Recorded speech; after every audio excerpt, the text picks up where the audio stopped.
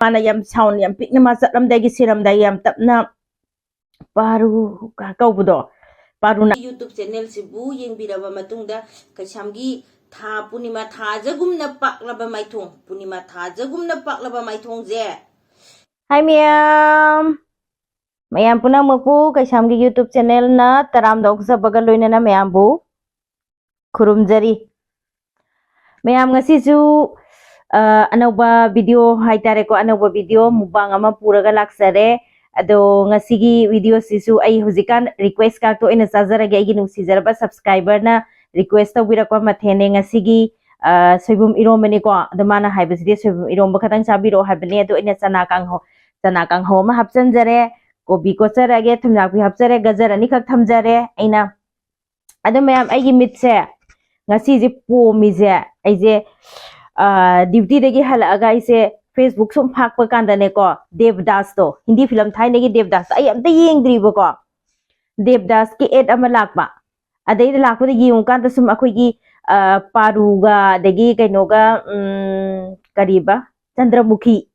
mobani gi haifet keno tongno begi ngangna begi do haifet yeng budi yeng ningwa pokpu ane de YouTube da search tar masidi yeng thokene yeng kan de as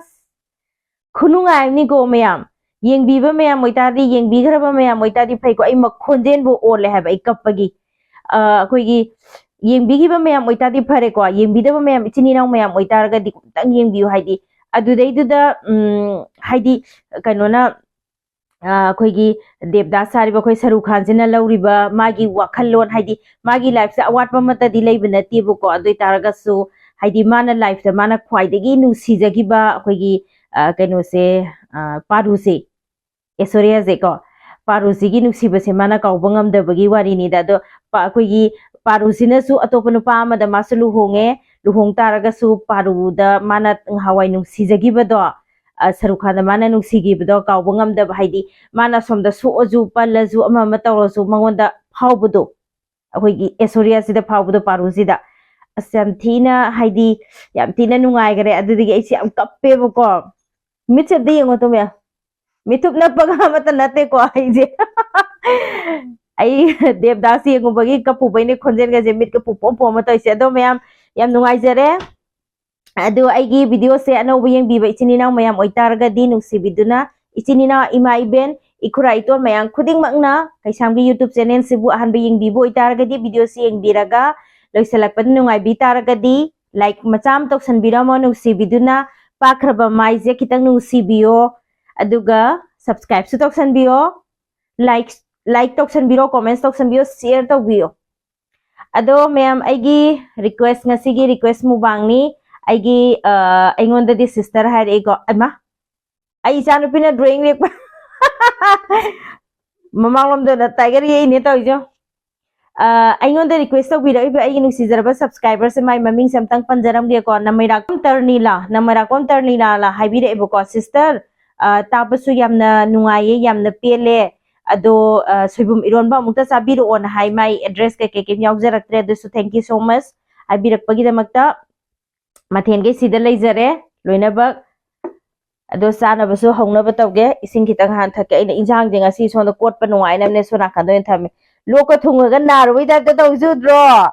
kapu bagi bayam su ting bi bas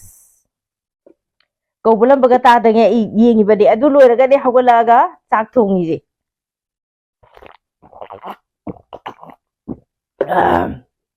ising jo awre halak pade sa ju thakte kaim tok de aigi ngasigi mayam kaino se dress se ai furit sisu angang boire gajar su angang boire adegi kaino su sonda thamni ba aigi nu sijarwa gamla pikana ause kitang chatho thamge adudi mayam ai kano tor sana ba haujarage ngasigi chakse kano ni yumgi sengne ne yumgi seng yumdagi khara kano tok Soibum Eronba ni ko mayam kauni amwai wari li ni tawda mayam budi kawram da baya yeng bani na aidi kano gi wari do Devdas ki yengu badai yongchak maru wari ba khara jo hapchan bane aina khonjen ga on bai wani da hadi yeng badai amna nuksi ba ma pokpodo kai haini khangde da amnu sida ꯀꯩꯅꯣꯒꯗꯣ ꯄꯥꯔꯨꯒꯗꯣ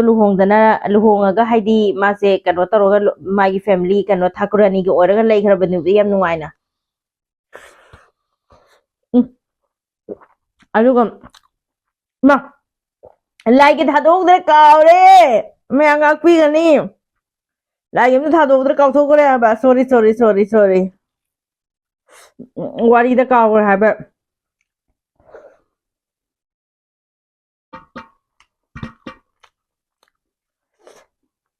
ꯑꯩ ꯗꯦꯕꯗꯥꯁꯇ ꯉꯥꯎꯔꯨꯔꯦ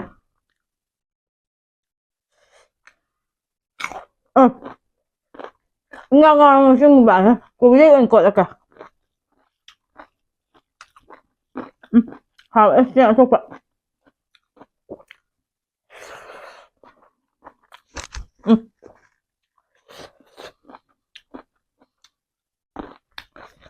ꯃꯌꯥꯝ ꯃꯨꯛꯕꯥꯡꯅꯦꯅ ꯇꯧꯖꯩꯁꯦ ꯅꯣꯡꯃ ꯅꯣꯡꯃꯒꯤ ꯆꯥꯅꯕꯒꯤ ꯊꯣꯡꯕꯗꯣ ꯑꯗꯨꯗꯩꯗꯨꯗ ꯈꯤꯇꯪ ꯍꯥꯞꯆꯤꯟꯖꯔꯒ ꯁꯨꯝ ꯇꯧꯕꯅꯤ ꯌꯥꯝꯅ ꯑꯍꯦꯟꯕ ꯀꯩꯅꯣ ꯇꯧꯔꯒ ꯇꯧꯕ ꯅꯠꯆꯗꯦꯀꯣ ꯃꯌꯥꯝ ꯚꯤꯗꯤꯑꯣꯁꯦ ꯅꯝꯅꯤꯡꯉꯥꯏꯁꯨ ꯂꯩꯇꯕꯒꯤꯅꯦ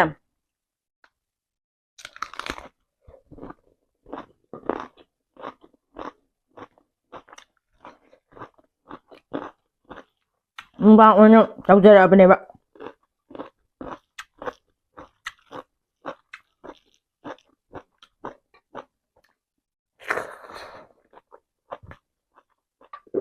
ꯍꯥꯎꯔ ꯇꯔꯅꯤ ꯂꯩꯃꯦꯅ ꯍꯥꯏꯕꯤꯔꯛꯄ ꯁꯣꯏꯕꯨꯝ ꯏꯔꯣꯝꯕ ꯍꯥꯎ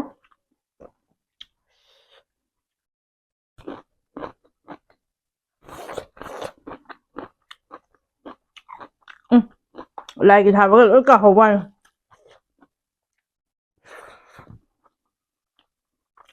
ꯂꯥꯁꯇꯅꯦ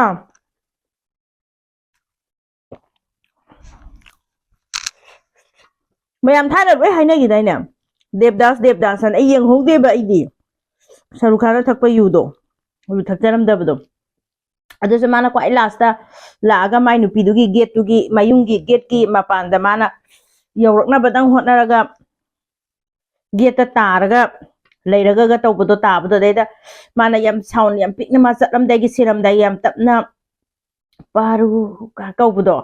ꯄꯥꯔꯨꯅ ꯏꯃꯨꯡꯗ ꯂꯩꯅ ꯃꯉꯣꯟꯗ ꯐꯥꯎꯕꯗꯣꯀꯣ ꯊꯃꯣꯏꯒꯤ ꯑꯁꯦꯡꯕ ꯅꯨꯡꯁꯤꯕ ꯑꯣꯏꯈꯤꯕꯒꯤꯅꯦꯕꯗꯣꯀꯣ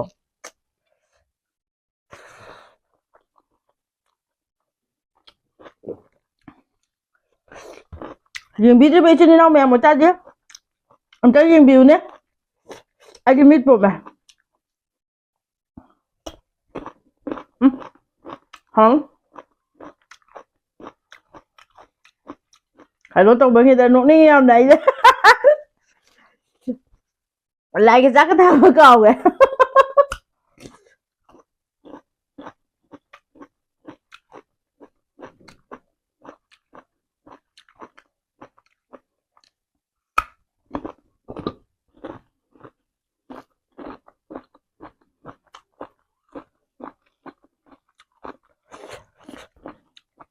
ꯀꯅꯥꯝ ꯆꯪꯗꯕꯗꯣ ꯃꯥꯏ ꯃꯃꯤꯠꯇꯨꯗ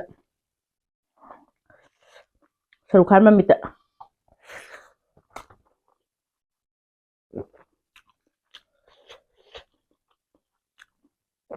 ꯑꯗꯨꯁꯨ ꯌꯨ ꯊꯛꯑ ꯅꯤꯡꯁꯤꯡꯕ ꯍꯦꯟꯕꯗꯣ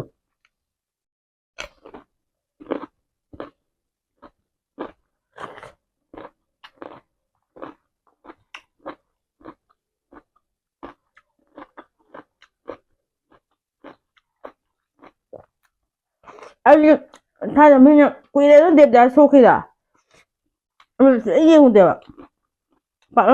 ꯌꯦꯡꯅꯤꯡꯕꯒ ꯄꯣꯛꯎꯗꯦꯕ ꯊꯨꯝꯌꯥꯛꯄꯤ ꯁꯣꯏꯕꯨꯝ ꯏꯔꯣꯝꯕꯒ ꯊꯨꯝꯌꯥꯛꯄꯤꯒ ꯄꯥꯕ ꯌꯥꯝ ꯍꯥꯎꯅꯤ ꯆꯥꯅꯕꯅꯦ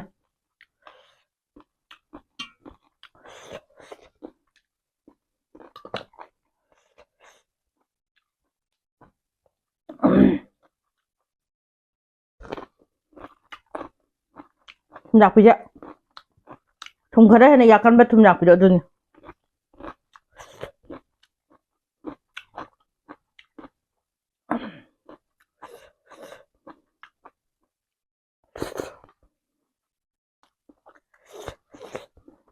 ꯌꯣꯡꯆꯥꯛ ꯌꯣꯝꯖꯜ ꯅꯝꯖꯜꯒꯦ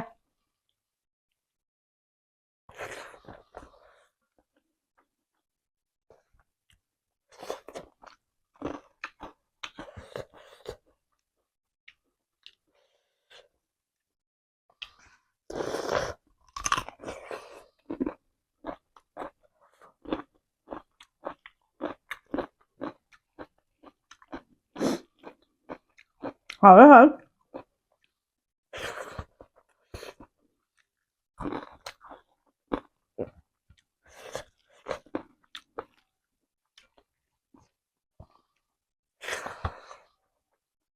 hẳn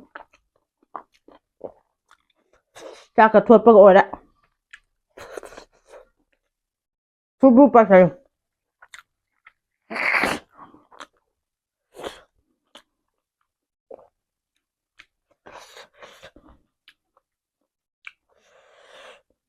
Soibum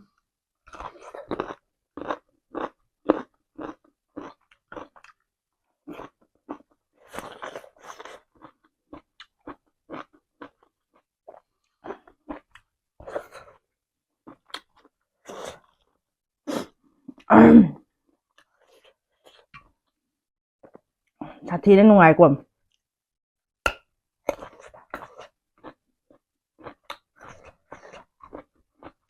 ngang rồi để kia ở trong tôi nó là bên trên này là bên này bằng bài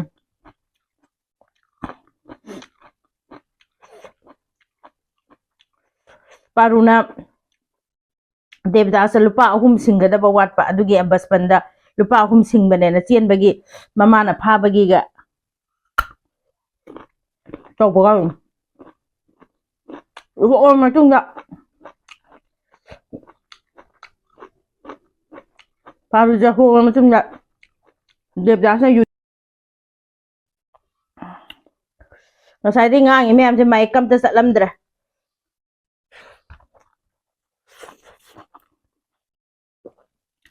sai đi devdas की body के लिए ये दूंगा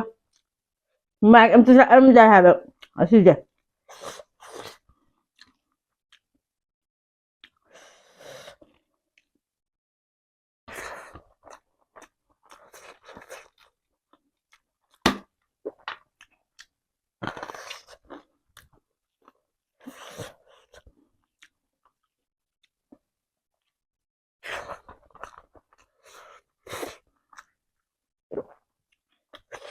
Thumthakpi mà chứ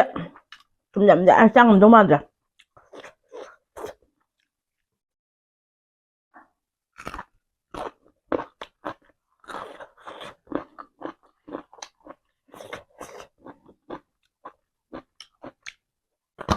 thấy nó đi đi mai sẽ chắc lên mà bạn cả mấy cho nó không vậy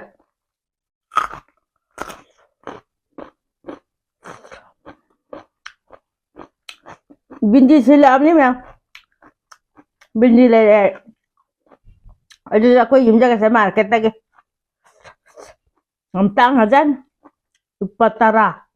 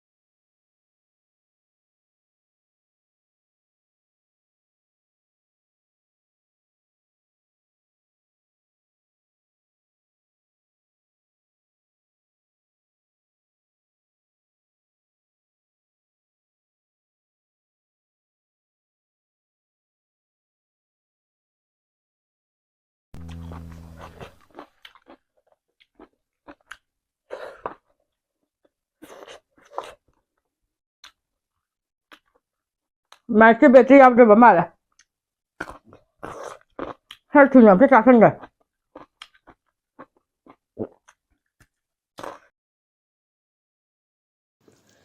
mà cái bề tiêu làm để lâu thuốc rồi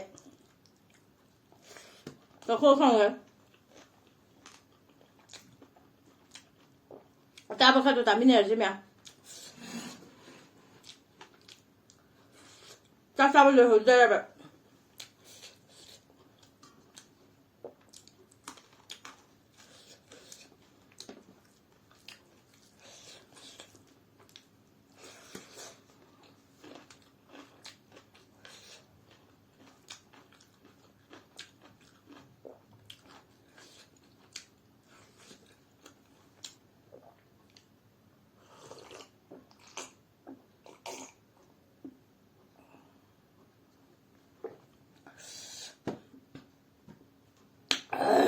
Hào đấy.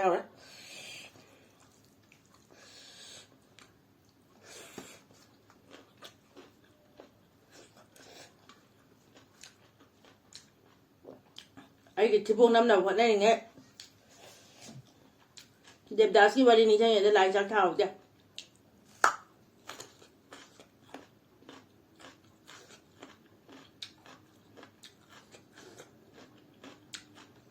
Phải ăn cái gì mẹ nó. Ấy cái mày sẽ trả sầu bạ.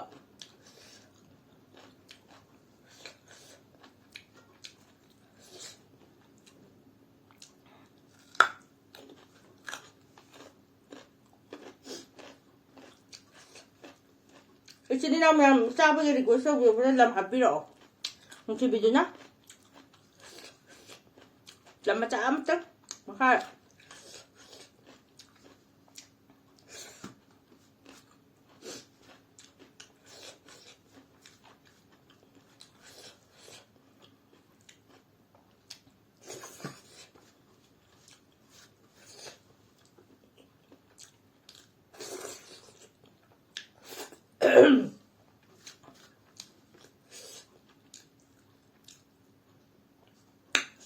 Hào đấy. Cứ cho nó thang tổ cả. Đi ra thôi kìa.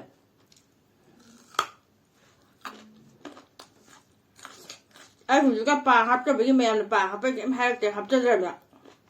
Hấp gì mà nè. Bà hấp trong quyên trăng như thế nào. Cả dân bố dễ tìm gì cả. Chân đùm bởi đếm thiên bà. Ngồi chứ khá giải ngang là bởi khi đánh tê về đi khi đánh ngang ngang là cấp của nó bởi tôi mai bông bùa mẹ bà. Vì này bà anh tay xa lì được hả?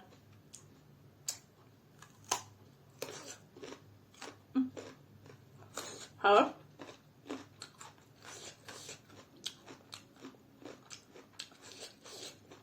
Ra về mà chém rồi à? Không đã. Ngang cái. Mà mang tàu để sinh tình thua tàu của này bà. Tình thua với quy này tình thua cả. Nó khu khổ cả. Hồi xưa nhá. Chàm đánh chàm bởi nhưng.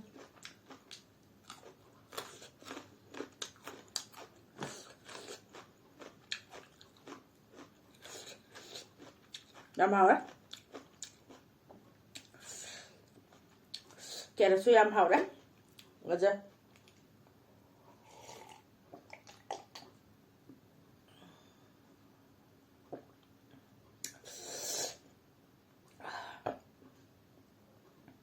Dần nó trội bơ cả tôi sao mà thật sự là anh thật sự là cái thật sự cần là đi hay giờ rồi tận hay giờ cái qua cha bây mà chuyện mà chi mà hồ rồi bà qua cha bây mà chuyện mà hồ rồi à đừng nó xoay được dần nát ôi để xoay mà nung được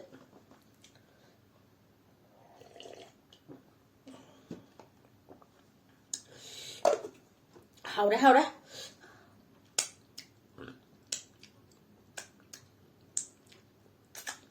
Sai ikut lekto pa ni kayo kado bagi tu ko sa dunya ata.